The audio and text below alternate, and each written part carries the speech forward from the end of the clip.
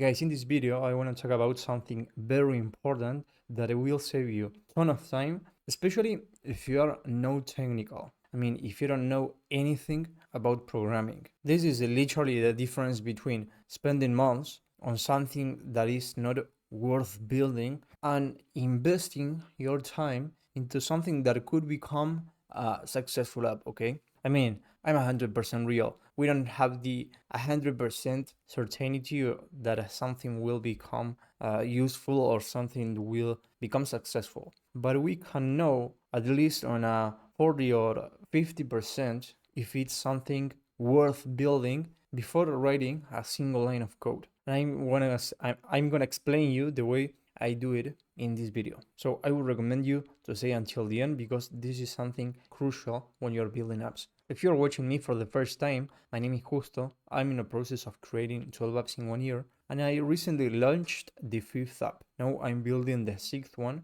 with a team. I created a process that lets me test applications in less than 3 weeks so I can stop wasting time on applications that are not worth building. So how I kill software as a service idea after they are already past validation. This is the real situation most founders are in. You talk to users, the problem exists. Someone said, yeah, I would pay for that, or they have an opinion on your application, and still most of the ideas should not be built. This is the layer almost nobody talks about. The silent failure, valid ideas that still, I don't know if they should exist. And the idea fails because they are late, bloated, poorly scoped, not because they are bad. I mean, not everything is binary. The real work is cutting until it hurts. So for me, the first filter is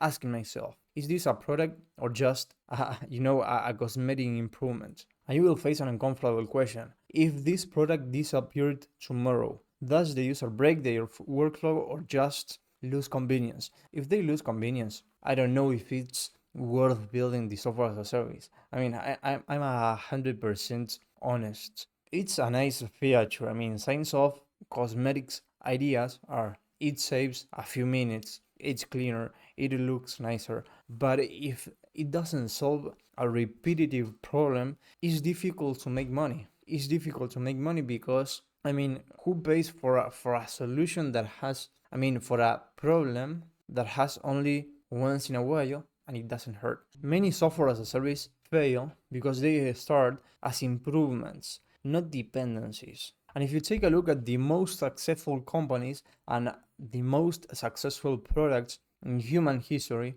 have been products that not only solve a specific problem on the audience, okay, but also are products that are almost unreplaceable on the life of the user, okay? I mean, on the life of the human at the end of the day. By the way, before continuing with this, I want to remind you that if you want me to help you one-on-one, turning your idea into a working software as a service, so you can start scaling, the only thing that you need to do is booking a call, and I will leave you the link on the comments section. And by the way, I'm 100% honest on the calls. If I see that your product or your idea doesn't solve a very specific problem, I will help you reframe the idea so I don't waste your time. Okay, but coming back to where we were, the filter number 2 is, does value appear early or after effort? Almost nobody thinks about this clearly. Does the user see value, I mean, before setup, configuration, learning, or only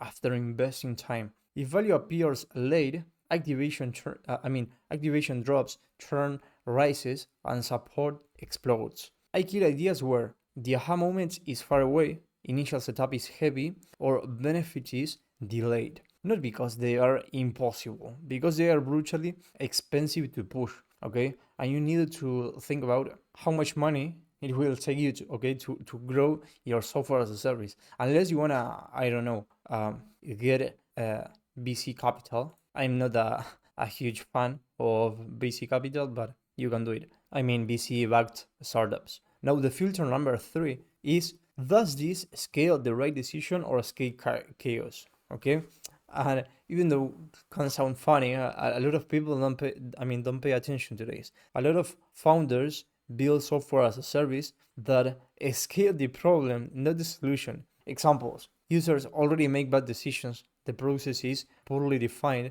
and inputs are weak. Software doesn't fix that, it multiplies it. So the concrete question is, does this product organize decisions or just speed up execution?